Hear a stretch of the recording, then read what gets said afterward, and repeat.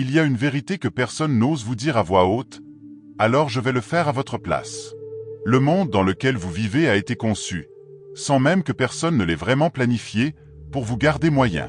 Pas mauvais, pas malheureux non plus, en apparence.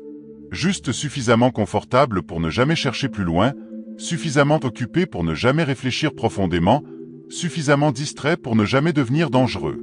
Et je ne parle pas de danger au sens de la violence. Je parle d'un danger bien plus rare, bien plus précieux, et bien plus terrifiant pour ceux qui préfèrent que vous restiez à votre place. Je parle de la capacité de penser par vous-même, de voir ce que les autres refusent de voir, et d'agir avec une clarté qui dérange, parce qu'elle n'a plus besoin de l'approbation de personne. Cette capacité ne s'achète pas. Elle ne s'hérite pas non plus. Elle se construit, patiemment, dans le silence d'une lecture qui vous change de l'intérieur, loin des regards, loin des réseaux sociaux, loin du bruit permanent qui vous maintient en surface de vous-même. Aujourd'hui, je vais vous parler de 5 livres. 5 livres qui, une fois lus vraiment, une fois digérés et non pas simplement survolés, transforment silencieusement la façon dont vous voyez le pouvoir, les autres et vous-même. 5 livres que la plupart des gens connaissent de nom, citent parfois pour paraître cultivés, mais que presque personne n'a réellement laissé les traverser jusqu'à l'os. Le premier de ces livres s'appelle Le Prince, écrit par Nicolas Machiavel au XVIe siècle, dans une prison, après une chute politique brutale qui aurait détruit n'importe qui d'autre. Et c'est peut-être ça, la première leçon cachée derrière ce livre. Machiavel n'a pas écrit un traité théorique depuis le confort d'un palais.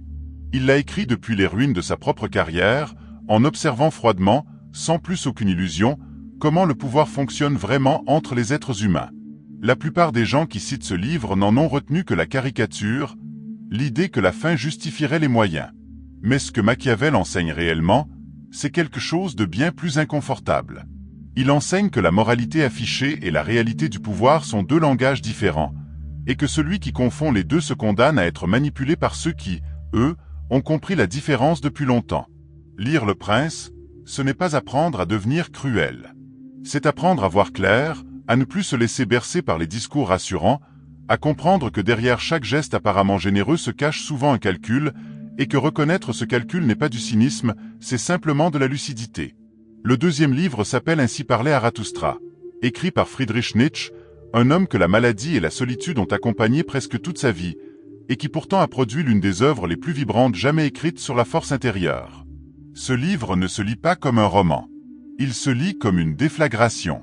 Nietzsche y développe l'idée du surhomme, non pas comme une figure de domination brutale sur les autres, mais comme un individu qui a réussi à dépasser le troupeau, à sortir du confort mou de la morale imposée par ceux qui craignent la force et la grandeur chez autrui.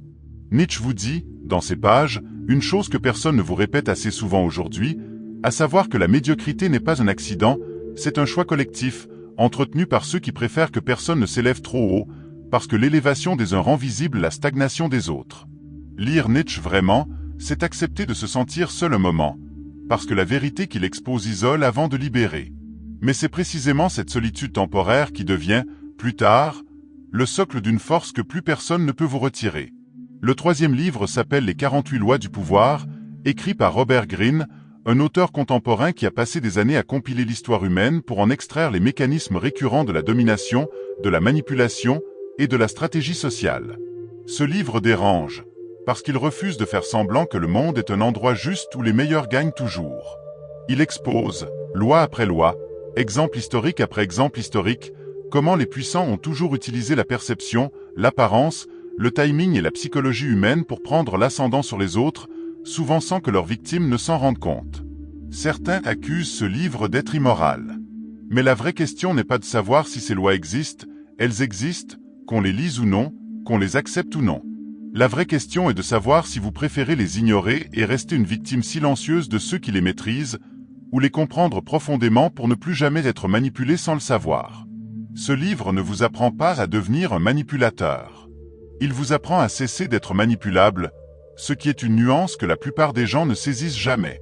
Le quatrième livre s'appelle Découvrir un sens à sa vie, écrit par Viktor Frankl, psychiatre autrichien qui a survécu au camp de concentration nazi et qui a perdu, dans cette tragédie absolue, presque tout ce qu'un être humain peut perdre. Et pourtant, c'est dans cet enfer que Frankl a formulé l'une des idées les plus puissantes jamais écrites sur la liberté humaine. Il explique que même lorsqu'on vous enlève absolument tout, votre liberté, votre famille, votre dignité extérieure, il reste une dernière liberté qu'aucun système, aucun geôlier, aucune circonstance ne peut jamais vous arracher, celle de choisir votre attitude intérieure face à ce qui vous arrive.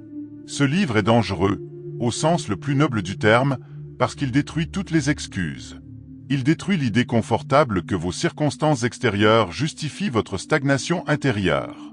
Frankl, depuis le fond de l'horreur absolue, vous prive du droit de vous plaindre sans agir. Parce que s'il lui a pu trouver un sens et une dignité dans l'enfer concentrationnaire, alors la plupart de nos excuses, à côté de la sienne, paraissent bien fragiles. Le 5e livre s'appelle Méditation.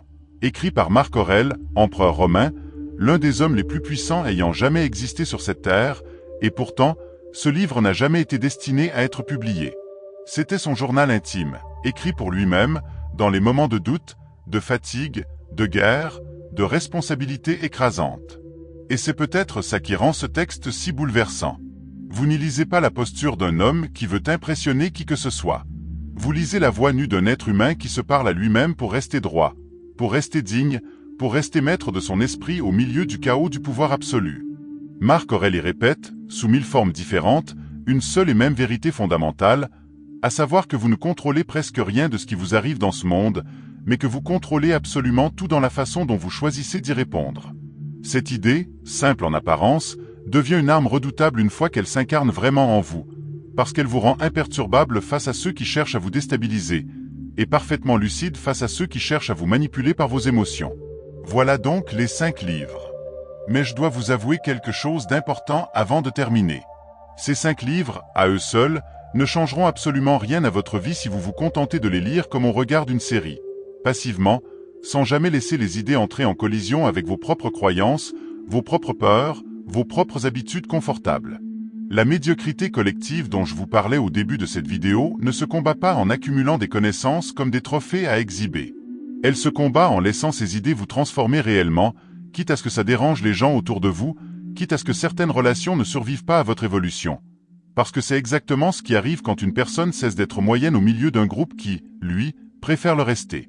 Ce que Machiavel, Nietzsche, Green, Frankl et Marc Aurèle ont en commun, malgré les siècles et les circonstances complètement différentes qui séparent leur vie, c'est qu'aucun d'entre eux n'a écrit pour vous rassurer. Ils ont écrit pour vous réveiller. Et un monde plein de gens réveillés est précisément ce que la médiocrité collective redoute le plus. Parce que la médiocrité ne survit que dans le silence complice de ceux qui savent, mais qui préfèrent ne rien dire, ne rien changer, ne rien risquer. Alors la question que je vous laisse aujourd'hui n'est pas de savoir lequel de ces 5 livres vous allez lire en premier. La vraie question est de savoir si vous êtes réellement prêt à laisser un livre vous changer profondément, au point de devenir, aux yeux de ceux qui vous entourent, quelqu'un d'un peu plus dangereux, un peu plus lucide, un peu plus insaisissable, un peu moins facile à manipuler et à contrôler. Parce que c'est exactement ça, devenir dangereux dans un monde médiocre. Ce n'est pas menacer les autres. C'est simplement refuser, une bonne fois pour toutes, de rester endormi comme la majorité l'a choisi, consciemment ou non, depuis bien trop longtemps. Si cette vidéo vous a touché, dites-moi en commentaire lequel de ces 5 livres résonne le plus avec ce que vous traversez en ce moment dans votre vie. Et abonnez-vous si vous voulez continuer à explorer, ensemble, les idées qui dérangent mais qui construisent véritablement une force intérieure durable.